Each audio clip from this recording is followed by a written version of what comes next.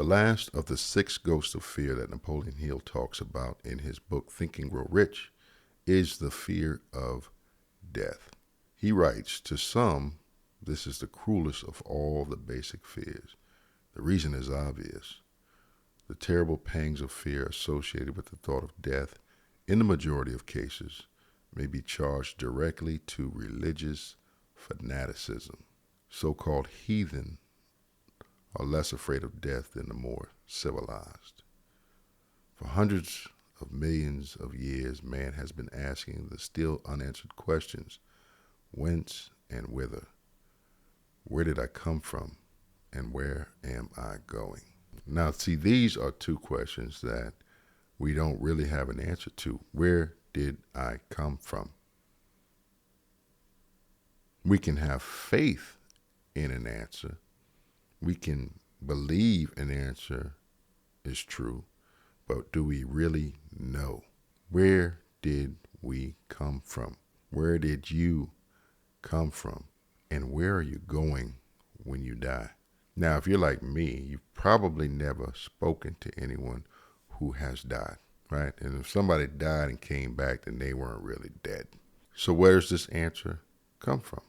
This is how Napoleon Hill put it. He says, during the darker ages of the past, the more cunning and crafty were not slow to offer the answers to these questions for a price. Witness now the major source of the origin of the fear of death. The first thing that Napoleon Hill talks about when he engages the fear of death was how in the past, those who were cunning, those who were crafty, they did not hesitate to provide an answer to these questions: where we come from, where we're going. And more often than not, these answers came at a price. Come into my tent, embrace my faith, accept my dogmas, and I will give you a ticket that will admit you straight away into heaven when you die, cries a leader of sectarianism. Remain out of my tent, says the same leader, and may the devil take you and burn you throughout eternity. Now, as I mentioned in another video, eternity, forever, is a long, long time. And fire, right, is a terrible, terrible thing. Think about how horrible that sounds, right? So we can say, as Napoleon Hill said, and I agree, that the thought of eternal punishment with fire not only causes one to fear death, but it could literally drive someone insane, make them lose their reason, make them lose their sanity. Hill said it destroys interest in life and makes happiness impossible. Now, let's be clear. He's talking about the fear of death doing this, right? You can be so afraid of living that you never really live. Think about that for a second. How many people out there are afraid of doing some of the simplest things in life for fear that they may die or it may cause them to die? I remember Alanis Morissette said in her song, Isn't It Ironic? That song, Ironic, she talks about a man waiting his whole life to take a flight.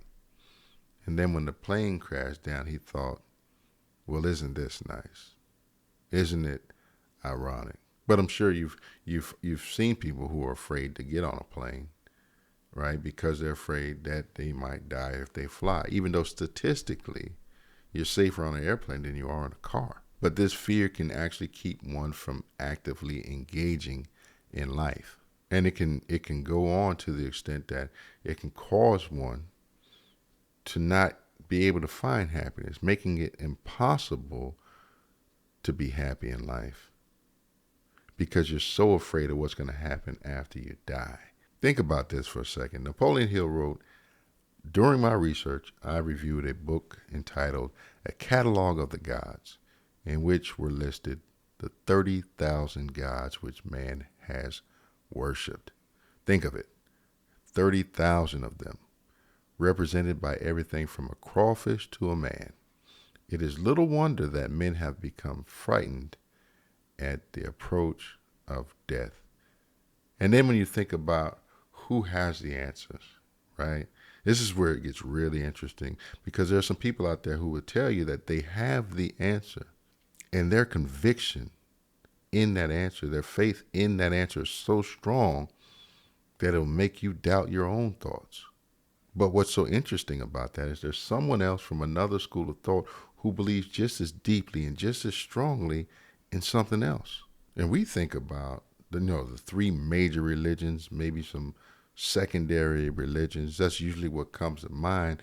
But he mentioned 30,000 religions. So it's easy to see why somebody can have their faith could wobble every once in a while, and they have a little doubt here or there, thinking that perhaps maybe they don't have it figured out, and maybe perhaps there's some type of penalty waiting for them. What if I made a mistake? What if I goofed? What if I believed the wrong thing? What's going to happen to me after I die? It's a valid concern, valid thought, and it's a big part of the reason for the fear of death. He continues, while the religious leader may not be able to provide safe conduct into heaven, nor by lack of such provision allow the unfortunate to descend into hell, the possibility of the latter seems so terrible that the very thought of it lays hold of the imagination in such a realistic way that it paralyzes reason and sets up the fear of death. He continues on, in truth, no man knows, and no man has ever known, what heaven or hell is like, nor does any man know if either place actually exists. This very lack of positive knowledge opens the door of the human mind to the charlatan, so he may enter and control that mind with his stock of legerdemain and various brands of pious fraud and trickery. He continues with the fact that insane asylums have been filled up with people who have this fear of death. And the most interesting part about that, I think, is that it is something that has to come. This is the cycle of life. Death is certain. We are all going to die. If that wasn't the case, there would be people who do not die. Why are so many people afraid of something that is going to happen? It is inevitable. So why do we fear it? The writing continues. The entire world is made up of only two things, energy and matter. In elementary physics, we learn that neither matter nor energy, the only two realities known to a man, can be created nor destroyed. Both matter and energy can be transformed, but neither can be destroyed. Life is energy if it is anything. If neither energy nor matter can be destroyed, of course life cannot be destroyed. Life, like other forms of energy, may be passed through various processes of transition or change, but it cannot be destroyed. Death is a mere transition. If death is not mere change or transition, then nothing comes after death except a long, eternal, peaceful sleep. And sleep is nothing to be feared. Thus, you may wipe out forever the fear of death. Now that makes perfect sense to me, right? So how do we deal with, or how do we identify the fear of death? How do we identify it in ourselves, and how do we identify that in other people? How do we know what we're looking at? Well, just like the other fears, the other 6 ghosts of fear, or the other 5 ghosts of fear that he mentioned in his book, the fear of death has symptoms as well. So let's take a look at the symptoms of the fear of death. The general symptoms of this fear are the habit of thinking about dying instead of making the most of life, due generally to the lack of purpose or lack of suitable occupation. This fear is more prevalent among the aged, but sometimes the more youthful are victims of it. The greatest of all remedies for the fear of death is a burning desire for achievement, backed by useful service to others. A busy person seldom has time to think about dying. He finds life too thrilling to worry about death. Sometimes the fear of death is closely associated with the fear of poverty, where one's death would leave loved ones poverty-stricken. In other cases, the fear of death is caused by illness and the consequent breaking down of physical body resistance. The commonest causes of the fear of death are ill health, poverty, lack of appropriate occupation, disappointment over love, insanity, and religious fanaticism. So let me ask you this question. Have you, or do you currently experience this fear of death? And if so, did you hear anything in this video that gives you an indication of why you may have that fear? What about the people around you? Do you know people who have this fear? Like I said earlier in the video, it is extremely common. A lot of people face it, but we shouldn't, because this is something that has to happen. Death is certain.